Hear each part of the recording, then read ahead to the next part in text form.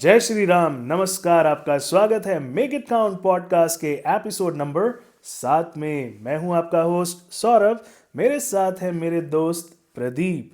Last episode में अरण्य कांड की शुरुआत हो गई थी, जिसमें सूर्पनखा का नाक और कान काट दिया था लक्ष्मण जी ने, जिसके बाद वो भागते हुए जाती है अपने दो भाइयों के पास। आप लोगों ने गेस करा रावण के पास, लेकिन वो जाती है खर और दूषण के पास। अब ये दो भाई जब अपनी बहन का नाक और कान कटा देखते हैं, इन लोगों से रुका नहीं जाता। ये आ जाते हैं युद्ध के लिए। किससे युद्ध करने जा रहे हैं? हमारे श्री राम के पास। इन्हें शायद पता नहीं है कि वो भगवान हैं। अब जाएंगे तो इनके साथ क्या होगा हम सबको तो पता है, लेकिन प्रदीप अलग तरीके से बताएंगे। हाँ जी, तो सूर्पनखा पहुंची अपने दोनों भाइयों के पास, खर और दूषण के पास। कहाँ? भरी सभा में। पर सौरभ, खर और दूषण का एक भाई और था जिसका नाम था त्रिशिरा। अब जब तीनों भाइयों ने शूर्पणखा को देखा भरी सभा में, तो तीनों भाई तिलमिला उठे। ऑब्वियस सी बात है, अपनी बहन को देख के कोई भी ऐसी हालत में तिलमिला उठेगा। तो उन्होंने शूर्पणखा से पूछा कि अरे क्या हुआ। शूर्पणखा ने बताया कि दो मनुष्य आए हैं वन में, पंचवटी के वन में रह रहे हैं। उनके साथ एक सुंदर स्त्री भी है, जो स्त्री इतनी सुंदर है कि वो मानो विश्व सुंदरी है, अप्सरा। और वो वन में रहना डिजर्व नहीं करती है, वो डिजर्व करती है महलों में रहना। दोनों तीनों भाइयों ने जब ये बात सुनी, तो उनको अब इस चीज का ज्यादा इंपैक्ट हुआ या फिर शूर्पणखा की नाक और कान देखकर इतना ज्यादा इंपैक्ट हुआ कि वो तीनों भाइयों ने बोला, सेना तैयार करो और चलो युद्ध करने चल रहे हैं। किससे? श्री राम जी से। तो युद्ध करने भी जा रहे हैं श्री राम जी से। और श्री राम जी, उनको तो नहीं पता था, खैर हमें तो पता है कि तीनों लोगों के स्वामी हमारे नारायण जी हैं। अब युद्ध करने जा रहे हैं, क्या ही हाल होने वाला है सौरभ इनका। बट लेट्स सी आगे क्या होता है। तो आगे क्या हुआ, जब तीनों के तीनों निकले तो पंचवटी की ओर निकले। पंचवटी में पहुंचकर एक बाग में ठहरे, जहां से थोड़ी दूर पर राम जी की कुटिया थी। अब जब इन्होंने दूर से राम जी को देखा, तो तीनों भाइयों ने आपस में बात करनी स्टार्ट करी। शूर्पणखा जी भी वहीं पर थी। तो इन्होंने बोला कि इतना सुंदर मनुष्य हमने कभी नहीं देखा है। हमने दैत्य देवता नाग सबको हराया है, सबसे हम मिले हैं, सबको हमने देखा है, पर इतना सुंदर मनुष्य तो नहीं देखा है। तो इतने सुंदर मनुष्य को मारना शोभा नहीं देता। एक काम करते हैं, दूतों को भेजते हैं और इनको बोलते हैं वो जो स्त्री इन्होंने अपने कुटिया में छुपा के रखी है, उसको हमें दे दो और तुम दोनों को हम छोड़ देंगे। अब दूत गए राम जी के पास और राम जी से बोले कि भाई ऐसी ऐसी बात है, अगर आप हमें वो स्त्री दे देंगे, सुंदर स्त्री, तो हम आपको छोड़ देंगे, ऐसा कहा है उन्होंने। अब राम जी ने इतना सुना और राम जी को आया क्रोध। राम जी ने बोला, देखो, उनको जाके बोलो अगर युद्ध करने आए हो तो युद्ध करो। हम क्षत्रिय हैं, सूर्य वंश के क्षत्रिय हैं हम तुम जैसे राक्षसों को इन वन में ढूंढते फिरते हैं, जहां मिल जाए वहीं निपटा दें। और हम क्षत्रिय अगर लड़ने के लिए एक बार युद्ध में खड़े हो गए तो लड़े बिना वापस जाते नहीं हैं। एक बार को अगर काल भी सामने से आके हमें ललकारता है ना, तो हम काल को भी निपटाने के लिए उसके पास चढ़ जाते हैं। तो राक्षस कौन सी, खेत की मूली है। तो एक काम करो, वहां जाओ, बोलो युद्ध करना है तो युद्ध करना करो, वरना कायरों की भांति पीठ दिखाकर भागो। और सूर्यवंशी कभी किसी कायर पर पीठ पर किसी के वार नहीं करते हैं। भाग तो जाओगे पर ढूंढ के दोबारा मारे जाओगे। तो युद्ध करने आए हो तो आज युद्ध करो। अब इतनी बात बोली तो दूत तो बेचारे थर थर कांपने लग गए। उन्होंने सोचा कि अब हम क्या करें। वो वहां से भागे भागे भागे भागे पहुंचे कहां? तीनों भाइयों के पास, खर, दूषण और सेना के पास। अब जब वहां पर पहुंचे तो उन्होंने सारी बात कह सुनाई। ये बात सुनकर खर, दूषण और त्रिशिरा तीनों भाई सनमन हो गए बिल्कुल, कि ये मनुष्य ऐसी बातें कर रहा है, वो भी अकेला मनुष्य। और जब तक वहां पर ये बात चल रही थी, उससे पहले राम जी ने, जब वो सेना आ ही रही थी, उससे पहले राम जी ने लक्ष्मण जी और सीता जी को बोलकर भेज दिया था। कहां? राम जी ने लक्ष्मण जी को बोला कि सीता को लेकर जाओ, एक पहाड़ था पास में ही, उसकी गुफा, केव में जाके रहो, जब तक ये युद्ध खत्म नहीं हो जाता वहां से वापस मत आना, इनको तो मैं संभालता हूं। लक्ष्मण जी ने बोला कि भैया राम तो संभाल ही लेंगे। उन्होंने धनुष अपना तरकश उठाया और प्रोटेक्टर की तरह सीता जी के आगे आगे चल के और केव के अंदर गुफा में चले गए, जैसा कि राम जी ने बोला था। अब यहां पर क्या हो रहा है, जैसे ही दूतों ने सारी बात बताई, तीनों भाइयों को आया गुस्सा कि ये मनुष्य अपने आप को समझता क्या है। जाओ, जाकर इस मनुष्य को अभी के अभी बंदी बना के मेरे सामने लेकर आओ। अब 14 लोगों को भेजा, 14 के 14 गए वहां पर भाला वाला लेकर झगड़ा करने के लिए, तलवारें कटार लेकर। राम जी ने क्या करा? अब सौरभ यहां पर राम जी को देखिए, राम जी ने अपना धनुष उठाया और वो रेडी हो रहे हैं स्माइल के साथ सारे राक्षसों को देखते देखते। उन्होंने अपना धनुष उठाया, अपने कंधे पर रखा, उसके बाद अपना तरकश उठाया और अपने तरकश को बांधा, बड़े प्यार से बांधा और राक्षसों की तरफ देखते देखते कि आओ, आज तुम्हारा समय आ चुका है, आज तुम्हें मैं मुक्त करूंगा। और सारे देवता ऊपर से खुश हो रहे हैं कि आज तो राक्षसों का संहार होगा, जिसके लिए राम जी यहां पर आए हैं। अब राम जी ने बोला कि जब इतने कष्ट मैंने झेल ही लिए हैं तो आज तुम्हें परम गति को मैं ऐसे प्राप्त कराऊंगा कि तुम्हें तुम्हारी पुश्तें भी कांपेंगी। अब सामने से 14 के 14 जब राक्षस आना शुरू हुए तो राम जी ने, अब सौरभ यहां पर वो देखिए कि आपने मूवीज वगैरह में देखा होगा, राइट, सारी पब्लिक ने भी देखा होगा, हमारे सारे व्यूअर्स ने, कि जब हीरो की एंट्री होती है तो वो कैसे स्लो मोशन में दिखाया जाता है, किसी लड़ाई में लड़ते हुए कि बॉक्सिंग चल रही है और बिल्कुल स्लो मोशन में, और वो देखकर कितना अच्छा लगता है। अब वैसे ही स्लो मोशन में एक बार राम जी को इमेजिन करिए, how he is looking, o handsome man on earth at that time. अब राम जी ऐसे लग रहे हैं, राम जी ने धनुष बांधा, तरकश बांधा, उसके बाद उनकी जटाएं थी, उन्होंने अपनी जटाएं पकड़ी और स्माइल के साथ बांधते बांधते बांधते बांधते पूरी बांधी और अपना धनुष उठाया। धनुष का नाम क्या था? कौदंड। अगर किसी को नहीं पता है राम जी के धनुष का नाम क्या था, राम जी के धनुष का नाम था Kodanda. Kodanda means dhanush which is made of bamboo, ठीक है, बैम्बू मतलब बांस से बना हुआ धनुष। अब उन्होंने वो रखा, उठाया और उस पर तीर निकाला अपने तरकश से और चढ़ाया और मंत्र पढ़ा। जैसे ही अभिमंत्रित करके सामने से धनुष जैसे ही छोड़ा, 14 राक्षस थे, 14 के 14 राक्षसों के धड़ सर सब अलग अलग गिरे, सारे राक्षसों के सर धड़ से अलग हो गए। अब ये जैसे ही खर और दूषण ने देखा तो उन्होंने बोला अपनी सेना को, जाओ इसको निपटा के आओ। पहले बोला था कि जाओ पकड़ के लाओ, इस बार बोला वहीं निपटा के आओ। अब भाई डर तो लगेगा ना, एक आदमी 14 लोगों के सर ऐसे ही काट दे रहा है एक बाण से, तो उन्होंने बोला एक काम करो, जाओ इस बार इसे निपटा के आओ। अब वहां से पूरी सेना भाला, धनुष, कटार, फरसा, बहुत सारे अस्त्र शस्त्र लेकर राम जी के ऊपर उन्होंने धावा बोल दिया। राम जी करुणा के सागर, स्माइल के साथ, जैसे युद्ध मानो उनके लिए रोज का काम हो, उन्होंने धनुष उठाया और ऐसे बाणों की वर्षा करनी स्टार्ट करी। और बाणों की वर्षा करने से पहले जैसे ही सेना सामने से आ रही थी, उन्होंने उससे पहले पता है क्या करा? उनके पास एक, मतलब उन्हें ऐसा आता था धनुष से करना कि उन्होंने धनुष पकड़ा और धनुष से इतनी तेज की गुंजार टंकार बोला गया है रामायण में, इतनी तेज टंकार निकाली कि मानो बिजलियां कड़कती है ना, वैसी आवाज हुई और सारे राक्षसों के कान फट गए, बहरे हो गए सारे राक्षस। इतनी तेज टंकार निकाली, just a vibration from his dhanush Kodanda. अब ये वाइब्रेशन सुन के सबके कान तो फट ही गए थे, सब अपने कान पकड़ के बैठे। अब इतने में राम जी ने अपने धनुष निकाले, धनुष पे तीर चढ़ाए, अभिमंत्रित करे और छोड़ने शुरू करे। और वो ऐसे धनुष जा रहे थे मानो सांप की तरह, सांप जा रहे हो किसी को डसने के लिए बहुत तेजी में, वैसे धनुष जाने शुरू हुए। बिजलियों की तरह उनके धनुष जा रहे थे। सारे राक्षसों को उन्होंने निपटाया, पर राक्षसों को जब मार दिया, राक्षस गिर रहे थे, उनके धड़ अलग गिर रहे थे, सर अलग गिर रहा था, हाथ अलग गिर रहे थे, किसी के पेट की इंटेस्टाइन, अतड़ियां बोला गया है रामायण में कि चील कौवे आके एक तरफ से अतड़ी खींच रहा है, कोई एक तरफ से खींच रहा है, इतना सब कुछ वहां पर पड़ा, मतलब सारी लाशें ऐसे पड़ी हुई थी, मृत शरीर। अब बट राक्षसों में ऐसी शक्ति थी उन राक्षसों में कि वो कट के गिर भी जा रहे थे, उसके बाद भी आ रहे थे वो लड़ने के लिए। अब राम जी ने बोला यार ये ऐसे तो मान नहीं रहे हैं, इनको कैसे निपटाया जाए। तो राम जी, जब आपको याद होगा अगस्त्य मुनि जी के आश्रम में गए थे, तब उन्हें पता लगा था, उन्होंने एक मंत्र दिया था, एक शक्ति दी थी राम जी को, जो शक्ति थी कि it's a type of a spell Saurabh, कि एक जादू सा मान लो, कि उन्होंने, राम जी ने ऐसी चाल चली कि जितने वहां पर राक्षस प्रेजेंट थे उनको एक दूसरे में राम जी दिखने लग गए।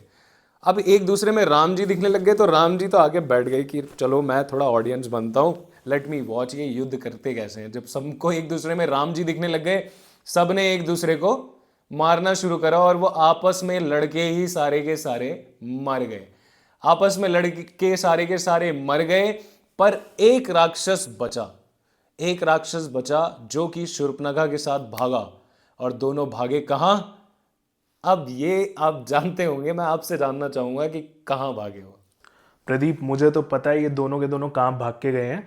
अब जब आप स्टोरी सुना रहे थे तो आपने बहुत इंटरेस्टिंग वे में बोला था कि जैसे हिंदी मूवीज में हीरो की एंट्री होती है ना स्लो मोशन के साथ, और आपने बोला कि इमेजिन करो श्री राम धीरे धीरे अपने बाल बांध रहे हैं, धनुष बाण उठा रहे हैं, तरकश लगा रहे हैं। तो मैं उस टाइम उनको इमेजिन कर रहा था। अब जब मैं उनको इमेजिन कर रहा था तो उनको इमेजिन करते वक्त मैंने देखा उनका एक प्यारा सा स्माइल, जिसके साथ उन्होंने तीर छोड़ा और 14 के 14 राक्षसों को एक साथ मार दिया था। तो वो सीन सोचते सोचते ना मेरे दिमाग में एक और सीन याद आया। तो मेरे फेवरेट एक्टर हैं सनी देओल जी, तो उनकी एक मूवी आई थी गदर। अब उस मूवी में उनका एक सीन था जहाँ पे वो पाकिस्तान में जाते हैं और वहाँ पे स्लो मोशन में ना हैंडपंप उखाड़ते हैं। जब वो हैंडपंप उखाड़ते हैं ना, वो वाला सीन मेरे दिमाग में चल रहा था। हैंडपंप उखाड़ने के बाद जो उन्होंने वहाँ पे पाकिस्तानियों की लंका लगाई थी ना, उसी तरीके से यहाँ पे श्री राम जी ने इन सबकी लंका लगाई। अब जब इन सब को उन्होंने मारा, मतलब पूरी सेना को समाप्त करा, तो इसका मतलब सिर्फ सेना को तो समाप्त करा नहीं होगा। यहाँ पे उन 3 भाइयों को, खर, दूषण और त्रिशिरा, तीनों का वध कर दिया था। अब वो तीनों मरने के बाद बचा कौन था? एक टुच्चू सा राक्षस। अब वो टुच्चू सा राक्षस शूर्पणखा के साथ भाग के गया है। वो गया है रावण के पास। तो इतने टाइम से हम लोग बोल रहे थे अपने पिछले एपिसोड में कि रावण की एंट्री होने वाली है, 10-10 सर वाला रावण आने वाला है। तो हाँ, अब रावण आने वाला है। अब शूर्पणखा जब वहाँ जाती है रावण से मिलने के लिए, अब शूर्पणखा को तो आप जानते ही हैं, वो मसाले लगा लगा के जो रावण को भड़काएगी ना राम से युद्ध करने के लिए। अब वो सुनेंगे हम प्रदीप से। हाँ जी सौरभ, तो हो चुकी है रावण की एंट्री। 10 सर 20 भुजाएं लेकर रावण बैठा था कहां? अपनी सभा में, लंका में। और वहां पर एंट्री हुई किसकी? शूर्पणखा की। जी हाँ, शूर्पणखा की। शूर्पणखा ने वहां पर एंट्री ली किसके साथ? टुच्चू से राक्षस के साथ, जिसका आपने नाम लिया। दोनों के दोनों जब वहां पर पहुंचे, शूर्पणखा ने अपना मुंह हटाया, अपने मुंह से कपड़ा हटाया। रावण ने पूछा, अरे रोती क्यों है शूर्पणखा, क्या हुआ? और तेरी ये नाक और कान किसने काटे? तो शूर्पणखा ने बोला, अरे भैया 2 मानव आए हुए हैं, बड़े सुंदर मानव हैं, और वो वन में आए हुए हैं, पंचवटी के वन में रह रहे हैं। और वो जो बड़ा वाला भाई है उनमें से, वो है दोनों के दोनों दशरथ नंदन, मतलब दशरथ के बेटे हैं, महाराज दशरथ के बेटे हैं। और उनके साथ एक स्त्री भी है जो कि बहुत सुंदर है, और वो मानो विश्व सुंदरी हो। वो वन में रहना डिजर्व नहीं करती, वो डिजर्व करती है आपके साथ महल में रहना। अब रावण ने ये सुना, रावण ने बोला, वो सब ठीक है, जब तेरी नाक और कान सब कट गया था तो मुझे एक बात बता, तू खर और दूषण के पास और त्रिशरा के पास क्यों नहीं गई? तो शूर्पणखा ने बोला, गई थी भैया, तीनों के पास गई थी। तीनों के तीनों तिलमिला उठे मेरी ये हालत देखकर, और तीनों के तीनों लड़ने गए कहां? राम के पास। और राम ने तीनों को निपटा दिया, तीनों को मार डाला। रावण ने बोला, अच्छा मार डाला, कोई बात नहीं, मार डाला तो ठीक है, पर मैं भी रावण हूं। मेरी बहन के हाथ लगाया, मेरी बहन की नाक काटी है और कान काटा है, मैं तेरा बदला लूंगा, तू परेशान मत हो। बहुत तरह से समझा के रावण ने भेज दिया शूर्पणखा को। उसके बाद रावण ने तो उसे समझा दिया, अब रावण को कौन समझाएगा? ये कैसा सवाल है प्रदीप? रावण को कौन समझाएगा? अरे 10 दिमाग 10 सर लेके घूम रहा है, खुद ही समझाएगा, और कौन समझाएगा? हाँ जी सौरभ, तो अब रावण समझा रहा है खुद को। उसके जो 10 सर हैं वो एक दूसरे को समझा रहे हैं। और कैसे समझा रहे हैं? तो ऐसे समझा रहे हैं, सुर नर असुर नाग खग माही, मोरे अनुचर कह को नाही, खर दूषण मोहि सम बलवंता, तिनहि को मारे बिन भगवंता। अब इसका मतलब है कि देवता, मनुष्य, असुर, जितने भी पक्षी, कोई भी किसी में भी इतना दम या फिर इतना बल नहीं है कि वो जाके मेरे जो सेवक हो या फिर मेरे अंडर जो भी काम करता हो उसको अपने कंट्रोल में कर सके। अगर खरदूषण को, और खरदूषण तो मेरे जैसे समान बलवान थे, अगर उसको किसी ने मारा है तो वो भगवान के सिवा कोई नहीं हो सकता। फिर सोचते सोचते सौरभ उसने बोला, सुर रंजन भंजन मही भारा, जो भगवंत लीन अवतारा, तो मैं जाई बैरु हटि करऊं, प्रभु सर प्राण तेज भव तरऊं। जिसका मतलब है, अगर देवताओं को आनंद देने वाले भगवान, धरती का भार कष्ट से दूर करने वाले भगवान ने ही अगर इस धरती पे अवतार ले लिया है, तो मैं जाऊंगा और उनसे जानबूझकर उनसे बैर लूंगा और अपने आप को तरवा लूंगा भव सागर के पार। रावण ने यह सोचा, वो 10 सर से जब बात कर रहा था। उसके बाद उसने बोला, होई है भजन न तामस देहा, मन क्रम बचन मंत्र दृढ़ एहा, जो नर रूप भूप सुत को, हरि हूं नारी जीति रन दो। जिसका मतलब है कि इस तामस शरीर, मतलब कि इस पाप और जो ब्लैक पावर्स वगैरह ये सारी चीजें होती हैं, इस शरीर से, इस ऐसे नेगेटिव शरीर से भजन तो भगवान का हो नहीं पाएगा मेरे से। तो मैं एक काम करता हूं, भगवान से बैर लेकर उनसे और भवसागर तरने का मेरा सिर्फ यही तरीका है। और अगर वो भगवान नहीं हुए, वो दोनों मनुष्य हुए, तो उन दोनों को निपटा के उनकी स्त्री, सुंदर स्त्री को लेकर वापस आ जाऊंगा। ये बोला रावण ने। तो प्रदीप, ये जो रावण ने अपने 10 सरों के साथ पंचायत रखी है, उसमें नतीजा क्या निकला है? नतीजा निकाला है बहुत सिंपल सा कि भाई अगर वो भगवान है श्री राम, तो हम उनके हाथों अपना वध करा लेंगे और भवसागर पार कर लेंगे, मतलब मोक्ष ले लेंगे। लेकिन अगर वो मनुष्य हैं तो हम उनकी स्त्री को उठा के लेके आएंगे, उनका वध करके। उन्हें लगा ये बहुत हलवा है, मतलब जाएंगे सीता मैया को लेके आ जाएंगे। अब प्रभु राम तो विष्णु जी का अवतार है ना, उन्होंने तो जन्म ही इसके वध के लिए लिया था। तो उन्हें पहले से पता था कि अब ये आएगा, शूर्पणखा की नाक कट गई है, रावण अब आएगा बाहर और लेके जाएगा सीता मैया को। तो इसके लिए श्री राम ने पता है क्या करा, ये किसी को पता नहीं है, बहुत कम लोगों को पता है। तो उन्होंने अग्निदेव को बुलाया सीता मैया की प्रोटेक्शन के लिए। तो प्रोटेक्शन कैसे हुई थी? सीता मैया को उन्होंने अग्निदेव को दे दिया और अग्निदेव और सीता मैया ने मिलके एक सीता मैया की इल्यूजन क्रिएट करी, मतलब परछाई क्रिएट करी। तो रावण जी जो सीता को उठा के लाए थे लंका, जिसकी वजह से उनकी बाद में लंका लगी थी, तो वो सीता मैया नहीं थी, वो उनकी एक परछाई थी। तो राम भगवान तो जाने दे नहीं सकते थे सीता मैया को। तो इस तरीके से उन्होंने एक इल्यूजन क्रिएट करा कि रावण आए, इनको लेके जाए, सीता मैया को भी कुछ नुकसान ना हो और रावण की बैंड भी बज जाए। बैंड तो बजेगी, बैंड के साथ डंका नगाड़े ढोल रावण के सब बजेंगे। आप देखते जाओ अभी क्या क्या बजेगा रावण का। अब क्या हुआ, रावण अपने कक्ष में बैठा था, उसने डिसाइड करा कि भगवान के हाथों से तर जाऊंगा। तो वो निकला बाहर, और अगर भगवान नहीं हुए तो दोनों मनुष्यों को मार के उनकी स्त्री ले आऊंगा। तो उसने सोचा कि चलो चलते हैं, लेट्स फेस देम। अब वो वहां से निकला, और रावण ऐसा था, बलवान, बुद्धि, सब कुछ उसके अपने दम पे करता था। तो उसने पूरी सेना में किसी को भी कुछ नहीं बताया, अकेला निकला, अपना पुष्प उठाया और कहां पहुंचा? मारीच के पास। आप सोच रहे होंगे ये मारीच कौन है? मारीच वही है जिसके बारे में हमने सेकंड एपिसोड में बात करी थी सौरभ, जिसमें विश्वामित्र जी ने जब अपने हमारे दशरथ जी से परमिशन मांगी थी राम जी और लक्ष्मण जी को ले जाने के लिए, उन राक्षसों को मारने के लिए जो यज्ञ होता था उसमें जो विघ्न डालते थे, जो परेशान करते थे और ऋषियों को खा जाते थे। जब रास्ते में ताड़का को मारा, उसके बाद जब पहुंचे विश्वामित्र जी के आश्रम में, तब वहां पर मारीच आया था। राम जी ने एक बाण मारा था। कौन सा बाण? बिना पुष्प का बाण, जिसमें पावर नहीं थी, बट मंत्र अभिमंत्रित तीर नहीं था वो। बट जब उसे मारा तीर को, तो वो 400 कोस दूर जाके, मतलब 100 योजन 400 कोस दूर जाके समुद्र के तट के किनारे जाके गिरा। अब जब वो वहां जाके गिरा तो उसने सोचा, एक बार भगवान से पाला पड़ा है, इतनी दूर आके गिरा हूं, दोबारा पड़ेगा तो निपट ही जाऊंगा। इससे बढ़िया जितनी जिंदगी बची है यहीं पर ही कुटिया बना के यहीं रह लेता हूं और काट लेता हूं। अब ये सोच के वो वहां रहना शुरू हो गया। आज वहां पहुंचा रावण। रावण कौन था? मारीच जी का भांजा, राक्षस मारीच का भांजा, मामा लगते थे मारीच जी।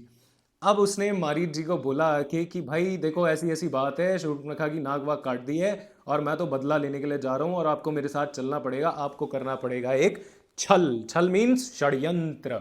अब षड्यंत्र करना पड़ेगा, और षड्यंत्र क्या है? आपको बनना पड़ेगा एक हिरन। आप हिरन बनोगे, आप राम का दिमाग भटकाओगे थोड़ी देर तक, तब तक मैं सीता को उठा के रफू चक्कर हो जाऊंगा और गायब हो जाऊंगा। मारीच जी ने बोला, अरे प्रभु रुको रुको रुको भाई, कहाँ जा रहे हो? सीता जी को उठाने जा रहे हो, उनकी वाइफ को उठाने जा रहे हो, उनकी अर्धांगिनी को, जिन्होंने मुझे तीर मारा था और मैं 400 कोस आके गिरा था, उनकी वाइफ को, अर्धांगिनी को उठाने जा रहे हो। बहुत बड़ी गलती कर रहे हो, प्राण से हाथ धो बैठोगे। प्राण तो छोड़ो, पूरी फैमिली जाएगी तुम्हारी, मत करो। रावण ने बोला, चलना है तो चलो, और अगर नहीं चलना है तो बता दो। एक बार बताओगे, उसके बाद बोलने लायक रह नहीं जाओगे, यहीं खत्म कर दूंगा। तो या तो मेरे साथ, मेरे हाथों मर जाओ, या तो मेरे साथ चलो। अब मारीच जी ने बेचारे ने मन में सोचा, कह रहे लगता है मेरी जिंदगी का टाइम पूरा हो चुका है। अब जब प्रभु ही हैं, वो भगवान ही हैं, जिन्होंने इतनी दूर मार के मुझे फेंक दिया था और मैं यहाँ पर आके गिरा था, तो अब दूसरी बार मिलूंगा तो मरना तो तय है। तो इससे बढ़िया क्या करता हूँ, रावण के हाथों मरने से अच्छा उनके हाथों मरूं, कम से कम बैकुंठ धाम भवसागर तो पार हो जाऊंगा। अब इतना सोच के उसने मन ही मन राम जी की वंदना करी कि प्रभु मैं आ रहा हूँ, अब मेरा सब कुछ आपके हाथ में है, मुझे बैकुंठ धाम पहुंचा देना। अब दोनों निकले भाई, कहाँ? मारीच की कुटिया से पहुंचे, कहाँ? पंचवटी, जहां पर राम जी थे। अब जब पंचवटी पहुंचे तो रावण ने बोला, चलो भाई अपना षड्यंत्र तैयार करो, मैं जरा पेड़ के पीछे छुप रहा हूं जब तक। इतनी देर में अब मारीच जी ने रूप धारण करा, किसका? स्वर्ण मृग का। स्वर्ण मृग इतना सुंदर सोने का हिरन बन के वो कहाँ पहुंचे?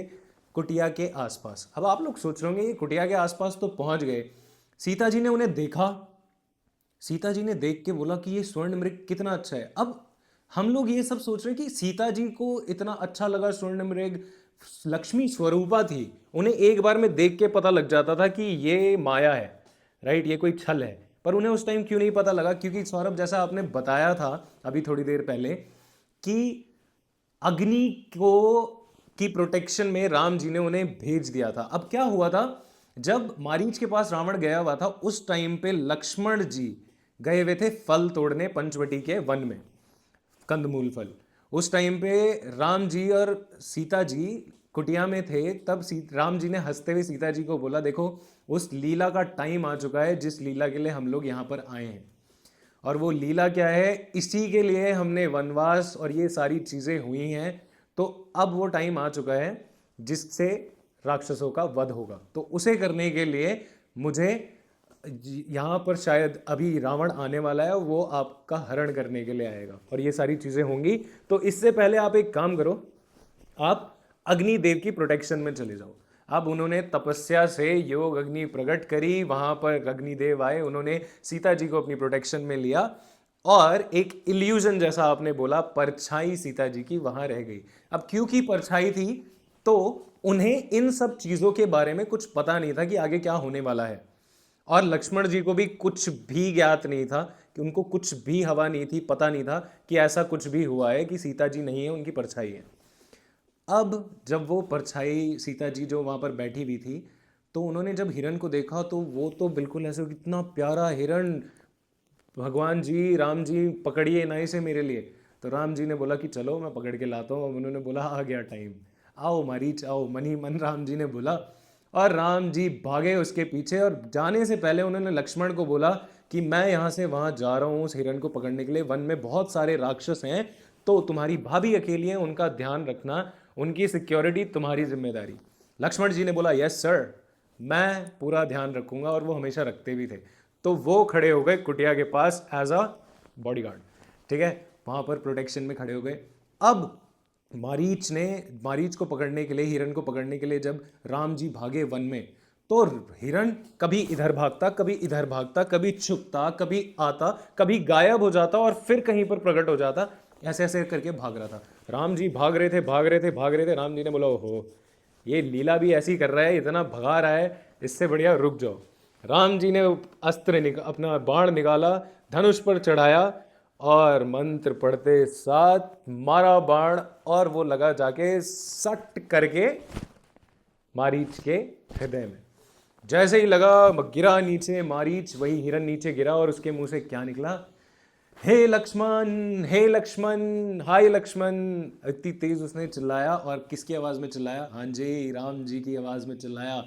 लीला इतनी कठोर और इतनी अच्छी करी हुई थी उसने कि लक्ष्मण जी को लगे कि राम जी पुकार रहे हैं। अब इतना कहकर वो वहां से प्राण त्याग दिए उसने वहीं पर ही। अब रावण ने ये देखा कि राम जी तो हो गए बिजी, तो हाय लक्ष्मण सुन के लक्ष्मण जी भी वहां से सारे वन में जितनी आपकी ये बेल लताएं पेड़ पौधे फल जितनी चीजें थी सबको वन देवी को सीता जी को सौंप के आए। उन्होंने बोला कि इनका ध्यान रखना और इनको कुछ नहीं होना चाहिए, मैं भैया के पास जा रहा हूँ। और वो जाना भी नहीं चाहते थे, पर सीता जी ने उन्हें इतना फोर्स कर दिया था कि तुम्हारे भैया वहां पर परेशानी में हैं और तुम जा नहीं रहे हो। तो लक्ष्मण जी ने बोला अरे वो राम जी हैं, अभी उन्होंने इतने सारे राक्षसों को मारा है ना, खर दूषण सबको निपटाया है, अब उनको क्या ही हो सकता है। तो सीता जी ने बोला अरे भाई तुम्हें जाना है तो जाओ, तुम तो कायर निकले, मैं तो तुम्हें इतना ज़्यादा समझती थी, बहुत सारे कटु वचन सुना दिए। अब ये सुन के लक्ष्मण जी ने बोला जाना ही पड़ेगा लगता है। वो वहां से निकले। अब बोला जाता है ऐसा, रामचरितमानस में तो ऐसा मेंशन है नहीं, पर बोला जाता है कि लक्ष्मण जी ने एक लक्ष्मण रेखा खींची चारों तरफ, कहाँ, कुटिया के चारों तरफ, जिसके अंदर कोई भी प्रवेश नहीं कर पाएगा। और सीता जी को बोला कि इस लकीर से, इस लक्ष्मण रेखा से आप भी उस पार मत जाना जब तक हम वापस ना आ जाए। ये कहकर वो वहां से चल दिए। राम जी के पास पहुंचे। अब राम जी के पास पहुंच ही रहे थे, इतने में रावण को लगा कि पूरा रास्ता है खाली, अब चलो करते हैं अपनी लीला। उसने भेष धारण करा किसका, मुनि का। और वो मुनि का भेष धारण करके वो राक्षस वहां पहुंचा। रावण ऐसा राक्षस था जिसके डर से रातों में देव और आपके ऋषि मुनि लोग सोते नहीं थे और दिन में खाना नहीं खाते थे पेट भर के, उसके डर से। वो पहुंचा वहां पर और उसने सीता जी की कुटिया के बाहर पहुंच के आवाज लगाई अलक निरंजन, जोर से चिल्लाया। इतने में सीता जी बाहर आई। उन्होंने बोला हाँ जी, प्रणाम करा बहुत तरह से, दूर से ही वहीं कुटिया में खड़े होके। तो उन्होंने बोला मैं बहुत दिन से भूखा हूँ, मेरे लिए कुछ खाने के लिए ले आओ। अब जैसा कि हमें पता है लक्ष्मण जी उस टाइम कंदमूल फल वगैरह सब लेकर ही आते थे, तो वो सीता जी वो कंदमूल फल लेकर गई। उन्होंने रावण को देने के लिए नीचे रखा। रावण ने बोला ऐसे नहीं, तुम मेरा निरादर कर रही हो, एक ऋषि मुनि का निरादर कर रही हो, मेरा किसी कुटिया में आना वर्जित है, मैं अंदर भी नहीं आ सकता हूँ और मुझे आप ये बाहर आके दो। तो सीता जी ने बोला कि मैं नहीं आ सकती हूँ, मैं बिल्कुल नहीं आ सकती। कि अगर नहीं आ सकती हो तो जाओ, आज मैं तुम्हारे द्वार से भूखा लौट जाऊंगा, और मैं ये श्राप भी देता हूं कि यहां से लेकर तुम्हारे खानदान में, तुम्हारी पूरी फैमिली में जो भी होगा वो जैसे ही उन्होंने वो बोला, सीता जी बेचारी डर के मारे बाहर आ गई। उन्होंने बोला अरे रुकिए रुकिए ऋषि जी रुकिए, मैं लेकर आती हूँ। उन्होंने उठाई वो टोकरी फलों की और वो लेकर बाहर आई। अब जैसे ही बाहर आई तो रावण ने अपनी माया खींच ली वापस, और वो आया किस रूप में, राक्षस रूप में, 10 सर 20 भुजाओं वाले रूप में। सीता जी ये देख के हो गई परेशान। सीता जी ने बोला छोड़ मुझे जाने दे, मेरे प्रभु अभी मेरे साथ है नहीं, तो तू मेरे पे बलपूर्वक बल जमाने की कोशिश कर रहा है और मुझे यहाँ से हरने की कोशिश कर रहा है। तू उस कुत्ते की भांति है जो कुत्ते अगर घर के बाहर या कहीं घर के अंदर भी कोई बर्तन रखे होते हैं तो घर में घुसकर अंदर से रोटी चुरा कर भाग जाते हैं, तू वो कुत्ता है अभी। अगर मेरे प्रभु यहाँ पर होते ना तो तेरी इतनी हिम्मत क्या, तेरी मेरी तरफ देखने की हिम्मत भी नहीं होती। मेरे श्री रामचंद्र जी वो हैं, चुपचाप चला जाए यहाँ से, वरना मेरे श्री रामचंद्र जी को अगर पता चल गया, राघव जी को अगर पता चल गया तो वो तेरे सहित पूरा कुल का नाश कर देंगे। रावण को यह सुन के और क्रोध आया कि वो मुनि वो मेरा नाश करेगा, वो सन्यासी। और उसने पकड़ा और सीता जी को विमान में बिठा लिया और लेके उड़ा। जैसे ही लेके उड़ा वो आगे निकला और उसे रास्ते में मिले कौन, हमारे गिद्धराज जटायु जी। अब गिद्धराज जटायु जी वहां पर जब मिले रास्ते में, उन्होंने देखा कि अरे ये तो रघुनाथ जी की वाइफ है, मतलब श्री राम जी की अर्धांगिनी है, सीता जी हैं। तो उन्होंने जोर से आवाज लगाई रावण रोक, और वो उड़ते हुए पहुंचा वहां पर। और रावण ने दूर से देखा कि ये इतना बड़ा कौन सा बर्ड या फिर कौन सी चिड़िया उड़कर आ रही है। उसने देखा, उसने सोचा मन में कि या तो ये विष्णु भगवान का वो है, क्या बोलते हैं, गरुड़ है, या तो ये फिर कोई बहुत बड़ा गिद्धों का राजा है, ऐसा सोचा। फिर बाद में उसने जब पास से देखा, जब गिद्धराज जटायु जी थोड़ा पास आए तो उसने बोला अच्छा ये तो बूढ़ा जटायु है। अब उसने सोचा बूढ़ा जटायु है ये क्या ही करेगा, पर गिद्धराज जटायु ने वार्निंग दी। जटायु जी ने बोला कि छोड़ दे और चुपचाप अपने घर वापस चला जा वरना तेरे कुल का पूरा नाश हो जाएगा, तू खत्म हो जाएगा। पर रावण ने बोला कौन करेगा मेरा नाश, तू। जैसे ही इतना बोला जटायु जी को लगा कि ये मानने वाला है नहीं। जटायु जी ने विमान से रावण को गिरा दिया नीचे और अपनी चोंच से करने लग गए वार। चोंच से वार करते करते रावण की ऐसी हालत कर दी थी जटायु जी ने एक टाइम पे कि रावण मूर्छित होने की कगार पे आ गया था। मूर्छित मतलब बेहोश होने की कगार पे आ गया था। अब जब तक हमारे जटायु जी सीता जी को संभालते या फिर उनको उतारते विमान से, इतनी देर में रावण फिर से होश में आया और उसने अपनी कटार निकाली। कटार मीन्स तलवार, बड़ी कटार निकाली और जटायु जी के दोनों पंख काट दिए। जटायु जी के पंख काटे, जटायु जी आ गिरे जमीन पर। जैसे ही जमीन पर आ गिरे और उन्होंने अपने प्राण रोकने की कोशिश करी कि राम जी का वेट करूं, उन्हें बताऊं तो किस दिशा में लेके गया है रावण। रावण लेके सीता जी को उड़ गया और उसने सीता जी को रखा अशोक वाटिका में ले जाकर। अब यहाँ पर लक्ष्मण जी पहुंचे राम जी के पास। उन्होंने राम जी को सारी बात, राम जी ने बोला अरे तुम यहाँ पर क्या, तुमने मेरी आज्ञा का उल्लंघन कर दिया है, मेरी आज्ञा का पालन नहीं करा। मैंने तुम्हें बोला था सीता की रक्षा करने के लिए, मुझे ऐसा लग रहा है सीता कुटिया में नहीं है। राम जी को तो पता था सब कुछ, बट लीला में वो ऐसे मग्न हो गए क्योंकि एक ह्यूमन का अवतार लेकर आए थे, एक इंसान का अवतार लेकर आए थे, तो वो उसी फील्ड में थे। तो उन्होंने बोला कि मुझे लग रहा है मेरी सीता कुटिया में है नहीं। और दोनों भाई भागते हुए जैसे ही वहाँ पर पहुँचे, उन्होंने देखा कि कुटिया तो थोड़ी उजड़ी पड़ी है और क्या बोलते हैं सीता जी कुटिया में है नहीं। राम जी ने चीखना शुरू करा जोर जोर से कि सीते कहाँ गई तुम, सीते वापस आओ। आज ये जितने वन में ये लताएं हैं, ये जितनी बेलें हैं, जितने पेड़ हैं, जितने फूल हैं, ये जितनी सारी चीज़ें हैं, आज मुझे सब अपना मोह दिखा रहे हैं। आज फूल मुझे दिखा रहे हैं कि मैं कितना सुंदर हूँ। आज मुझे फल दिखा रहे हैं कि हम कितने सुंदर हैं। फूलों से ऐसी खुशबू आ रही है कि हमारे अंदर कितनी खुशबू है। सब अपने आप को बड़ा दिखाने की कोशिश कर रहे हैं क्योंकि सीता यहाँ पर नहीं है। सीता के सामने सबका मान घट जाता है। इतना मान सीता जी का, इतनी सुंदर सीता जी थी। अब ये बोलते बोलते राम जी परेशान हो गए और वो वन की तरफ को चले। उन्हें रास्ते में मिले जटायु जी।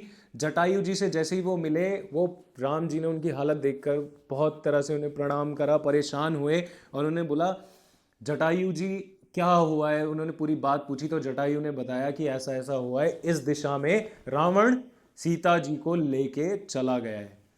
राम जी को आया क्रोध। राम जी ने बोला आप अपने प्राण को थोड़ा सा थाम के रखिए, आपको कुछ नहीं होगा और देखते हैं बचाने की कोशिश करेंगे। ऐसे वैसे राम जी ने बहुत तरह की बातें करी, पर जटायु जी ने बोला जिन भगवान का सिर्फ मरते हुए नाम लेकर लोग भवसागर पार कर जाते हैं, मतलब मोक्ष प्राप्त कर लेते हैं, वो साक्षात मेरे सामने खड़े हैं। मैं इस प्राण को रख के करूँगा क्या, आपके सामने मरूंगा, इससे बड़ा सौभाग्य मेरे लिए क्या होगा। इतना बोल के जटायु जी ने अपने प्राण त्यागने ही वाले थे, तब तक राम जी को याद आया कि सीता जी को लेके चला गया है रावण। राम जी को आया क्रोध। राम जी ने बोला जटायु जी आप जा रहे हैं बैकुंठ धाम, आप जा रहे हैं स्वर्ग। मेरे पिताजी का जैसे आपको पता है स्वर्गवास हो रखा है, तो वो भी आपको वहां पर मिलेंगे दशरथ जी। तो कृपया करके उन्हें कुछ ना बताइएगा कि सीता का ऐसे हरण हो गया है। मैं नहीं चाहता कि आप बताओ या कोई और बताए। उनको बताएगा कौन? खुद रावण। खुद रावण और रावण का पूरा खानदान, उसका पूरा कुल, सबको मैं नष्ट कर दूंगा, सबको मैं मिटा दूंगा और उसी धाम पहुंचाऊंगा और वहां पर आके वो अपने मुंह से सारी बात कह के पिताजी श्री दशरथ जी को सुनाएगा। अगर मैं ये नहीं कर पाऊं तो मैं अयोध्या से दशरथ पुत्र राम नहीं, आज से मेरा नाम राम नहीं, अगर मैं ये ना कर पाऊं तो। इतना कहकर उन्होंने उनको प्रणाम करा और जटायु जी ने अपने प्राण त्याग दिए। आज का एपिसोड समाप्त करने से पहले मैं आपको बताना चाहूंगा अभी अरण्यकांड समाप्त नहीं हुआ है, वो समाप्त होगा अगले एपिसोड में। अगले एपिसोड में कुछ इंपॉर्टेंट किरदार आने वाले हैं। इंपॉर्टेंट क्यों है? क्योंकि वो हमें लेके जाएंगे किष्किंधा कांड की तरफ। किष्किंधा कांड में कौन आएगा? किष्किंधा कांड में आएंगे हमारे बजरंग बली जी। हाँ, रावण आ गया तो उनकी लंका जलाने वाले भी तो चाहिए, तो बजरंग बली जी तक ये लोग कैसे लेके जाएंगे, ये जानने के लिए आपको अगला एपिसोड देखना पड़ेगा। And make sure before you and this video, do write comments and hit subscribe button. Thank you for watching. See you next week.